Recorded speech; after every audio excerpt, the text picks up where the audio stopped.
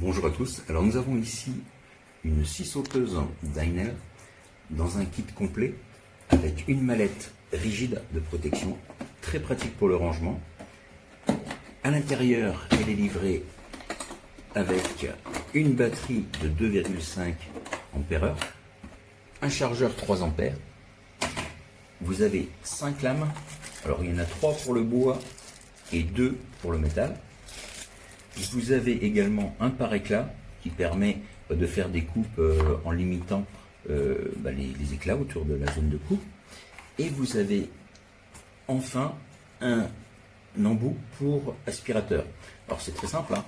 Vous prenez la scie sauteuse qui est là, voilà. Et l'embout vient simplement se glisser à l'arrière ici, jusqu'au contact, tout en bout. Voilà. Et vous démanchez le tuyau d'aspirateur ici. Alors c'est vraiment très efficace, hein, ça capte beaucoup de la sciure, ça évite d'en mettre à peu près partout. Pour ceux qui manipulent les scies sauteuses, c'est quelque chose qui s'avère très très utile. Alors vous avez ici aussi un écran translucide qui permet de bien voir la zone de coupe et d'éviter les projections vers l'avant. D'accord. Alors le pare-éclat, lui, vient se fixer à ce niveau-là, en dessous.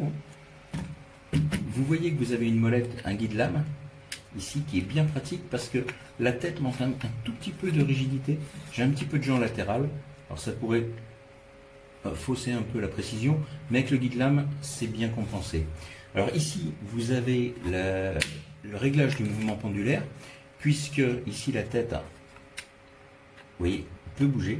Alors bien sûr, plus la lame est inclinée en avant, elle va faire des mouvements comme ceci en coupant, ce qui va vous donner une coupe plus rapide, mais un peu moins nette. Hein.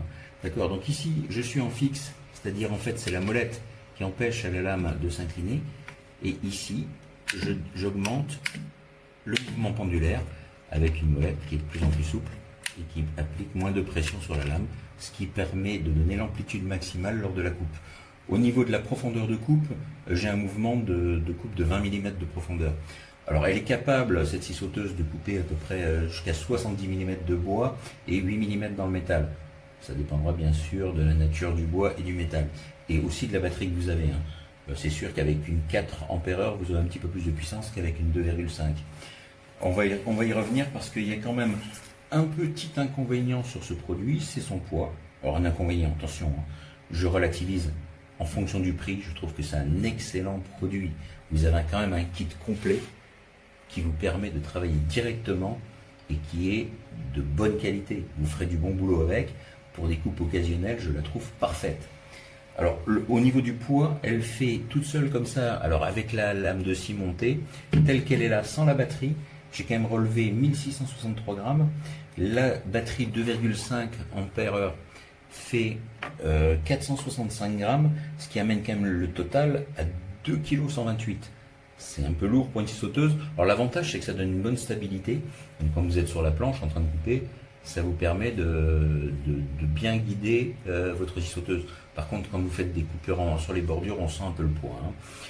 Hein. Sinon, au niveau de la batterie, ici, il y a un truc important, c'est que ça fait partie du système PowerX de Heinel.